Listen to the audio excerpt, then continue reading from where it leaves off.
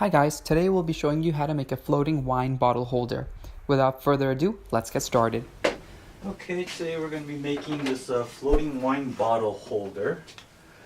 Basically we need to prepare the plank, and we have a leftover plank here from another project that we made. And first we need to cut this to 15 inches in length.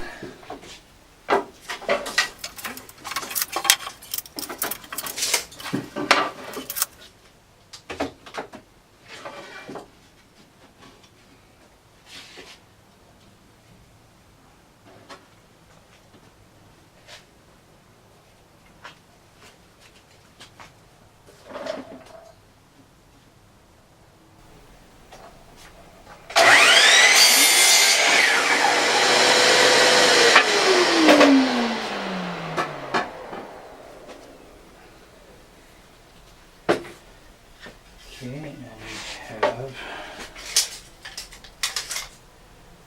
15 inches there.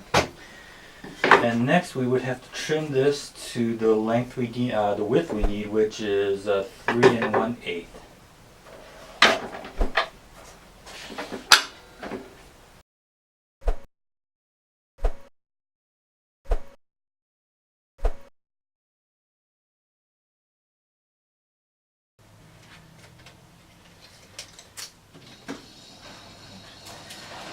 And now we want to make sure, as you can see, or sort of see, that since this is a leftover piece, it's not straight. One edge is straight, so we're going to reference off of that edge.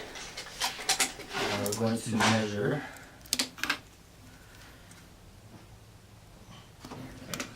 3 1/8.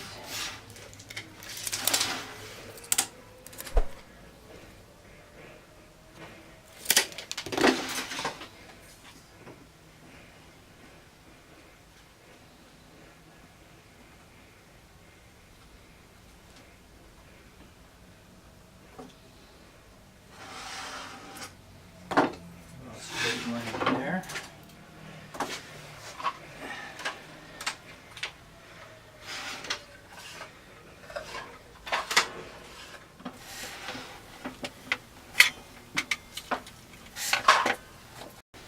If you have a table saw, of course it's a lot easier. Or actually, when you purchase it, your home center could probably cut this for you to the length that you want. But I have a sacrificial piece on my table so it doesn't damage it, and we just cut.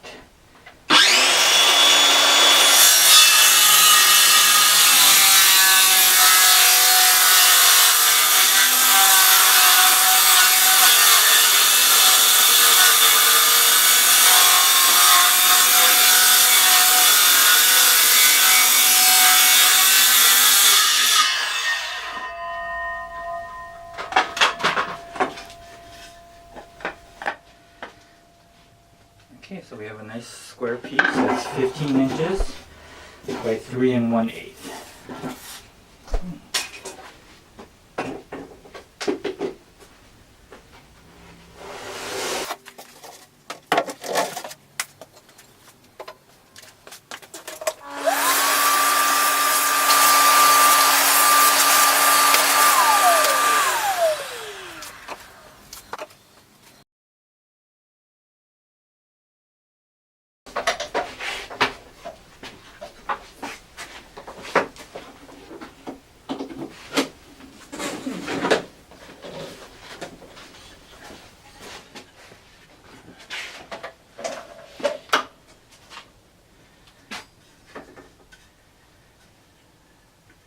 Okay, now we have to make a bevel cut at one end at 27 degrees.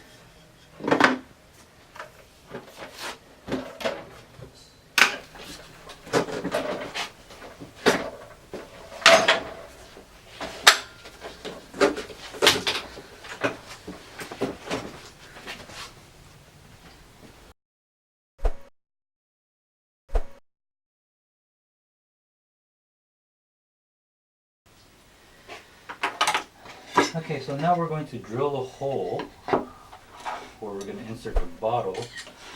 So what we need to do is we need to come down 3 1/8 inch from the top. That's the opposite of the bevel side. Like that. And inch and 9/16, which is half of 3 1/8 from each on this side. So right there. And we need to drill an 1.5 inch hole right in the middle.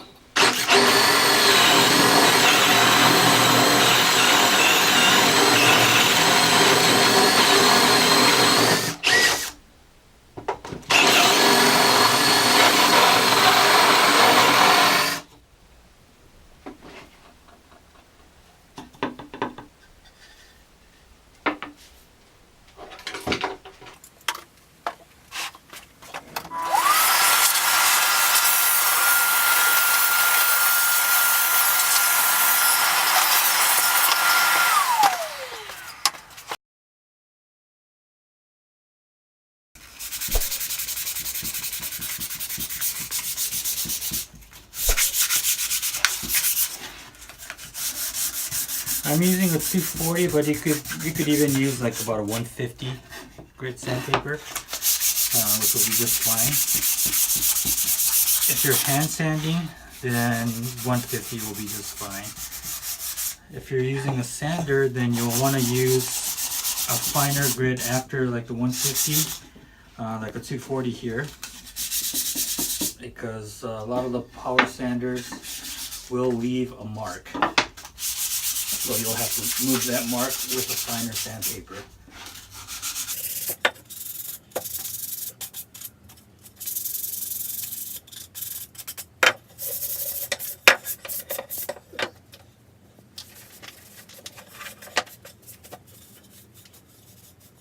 Make sure you get all the fine dust off of the plank. So use like a rag or something and just wipe it off real quick. And then for the finish,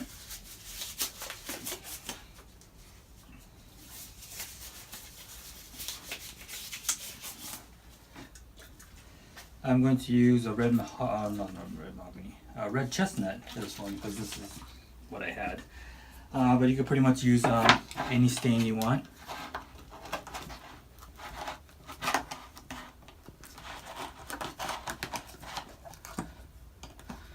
You could even paint it if you want.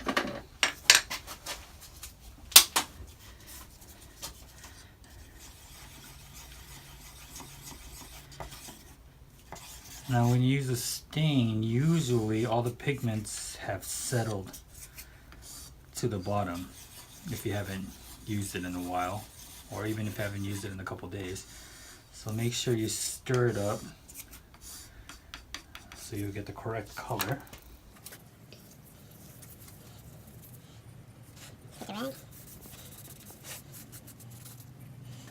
Now when staining, the very first coat, you'll want to be like very liberal with the amount of stain you put on there, because it's going to soak it in.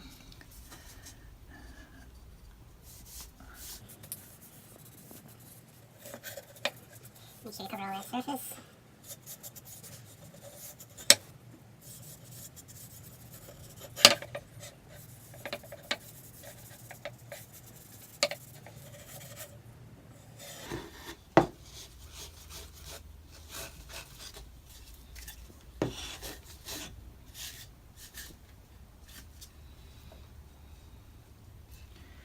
And especially the end grain, you'll just want to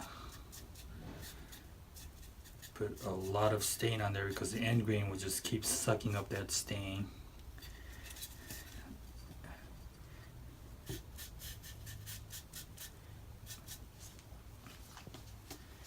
And after you get the coat on there, you just want to come back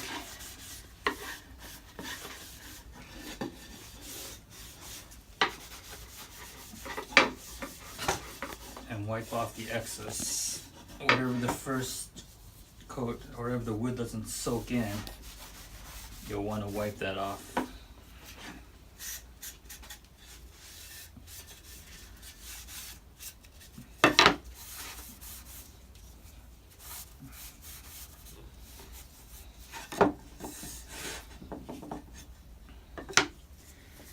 And you want to let that sit for, depending on your weather, but it'll probably take about 2 to 3 hours to completely cure, or be dry enough to handle. And if you want to make it darker, then you could apply your second coat then, but you want to give it about at least 2 to 3 hours. Some say 4, but it's up to you. It all depends on the weather. And you can put on the second coat. Keep putting on the coats that you want to make it to the darkness that you want, and you will be finished.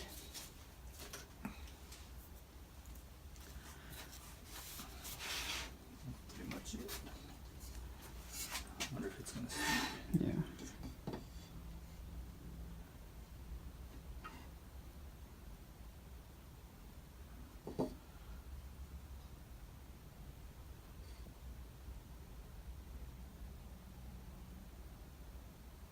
It's tricky.